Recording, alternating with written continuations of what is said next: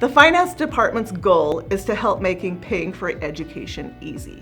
There's a lot of different options to go when you're paying for school. A day in the life of the finance team is really helping students figure out how they want to pay for their education, whether it be through email, phone calls, if we have to work with employers or state governments for different scholarships or funding.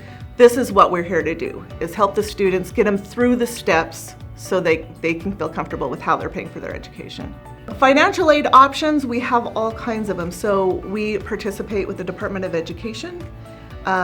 We're eligible for Pell Grants, subsidized loans, unsubsidized loans. We work with employers on employer paying for education. Payment plans, of course, if you don't want to use loans or anything like that, we can always come up with payment plans or paying in full. We will work with whatever the student wants to use. We will help them, guide them through it, and figure out what we need to do to help them. So the first step in applying for financial aid is filling out the FAFSA form. It's the free application for federal student aid.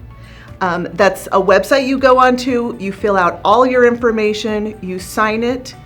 If you're a dependent, you will have to have your parents sign it.